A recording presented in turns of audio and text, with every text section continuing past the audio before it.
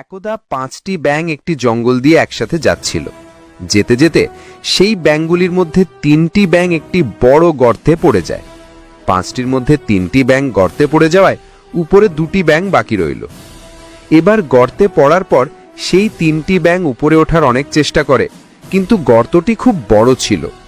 সেই গর্ত থেকে বাইরে বের হওয়া এত সহজ ছিল না। এখন গর্তের উপরে যে 2টি ব্যাঙ বেঁচে ছিল, তারা গর্তের ভেতরে তাকিয়ে সেই 3টি ব্যাঙকে বলে যে, তোমরা 3 জন এখন আর এই গর্ত থেকে কখনোই বাইরে বেরোতে পারবে না। এটি খুব বড় একটি গর্ত, তাই তোমাদের চেষ্টা করা বৃথা।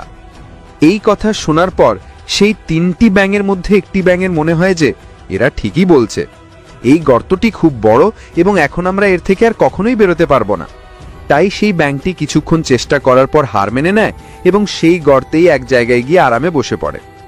বাকি যে 2টি ব্যাঙ ছিল, তারা তখনও উপরে ওঠার চেষ্টা করছিল। এখন সেই দুজনকে দেখে উপরের ব্যাঙগুলি আবারও তাদের বলতে থাকে যে, তোমরা যে চেষ্টা করছো তা বেকার, তোমরা এই গর্ত থেকে কখনোই বাইরে বেরোতে পারবে না এবং এখন তোমাদের সারা জীবন এই গর্তেই কাটাতে হবে। এই কথা শোনার পর উপরে ওঠার চেষ্টা করার সেই 2টি ব্যাঙের মধ্যে আরও একটি ব্যাঙের মনে হয় যে এরা ঠিকই বলছে, এখন আমরা এই গর্ত থেকে আর কখনোই বেরোতে পারবো না, এবং সেও হার মেনে বসে পড়ে। কিন্তু তখনও তাদের মধ্যে একটি ব্যাঙ উপরে ওঠার চেষ্টা করেই যাচ্ছিল। উপরের 2টি ব্যাঙ তাকেও বলে যে, তোমার কি শোনাই দিচ্ছে না, ওই দুজন হার মেনে নিয়েছে, আর তুমি এখনো এই ভাবছো যে তুমি এই বড় গর্ত থেকে বাইরে বেরোতে পারবে। উপরের সেই 2টি ব্যাঙ তাকে বলতে থাকে, কিন্তু তাদের কথায় সেই ব্যাঙটির উপর কোনো প্রভাব পড়েনি এবং সেই ব্যাঙটি চেষ্টা করতে থাকে, আর চেষ্টা করতে করতে সে সেই গর্ত থেকে বাইরে বেরিয়ে আসে। এখন সেই সব ব্যাঙ তাকে দেখছিল যে এ বাইরে বেরোলো কি করে। আমি আপনাদের বলছি যে সেই ব্যাঙটি বাইরে কি করে বেরোলো। সেই ব্যাঙটি এই বড় গর্ত থেকে এই জন্য বাইরে বের হতে পারল কারণ সেই ব্যাঙটি কালা ছিল, সে কিছুই শুনতে পেত না। এই গল্প থেকে আমরা এই শিক্ষা পাই যে যখন আমরা জীবনে কিছু ভালো কাজ করি, তখন অনেক লোক আসে আমাদের থামানোর জন্য, নানা রকম কথা বলে।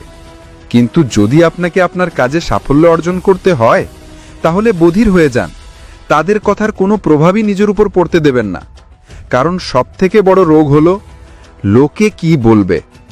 লোক তো তখনও বলে যখন আপনি কিছু করেন না, এবং তখনও বলে যখন আপনি কিছু করেন। তাই আপনি কিছু করুন বা না করুন, লোকের কাজ হলো বলা, আর তারা তো বলবেই। সুতরাং যদি আপনি এই গল্পটি আরও অনেকের কাছে পৌঁছে দিতে চান, তাহলে এই ভিডিওটি লাইক করুন যাতে এটি আরও অনেকের কাছে পৌঁছায়। আর গল্পটি ভালো লেগে থাকলে আমাদের চ্যানেলটি অবশ্যই সাবস্ক্রাইব করুন। দেখা হবে পরের বার এইরকমই কোনো গল্পের সাথে। রাধে রাধে। একদা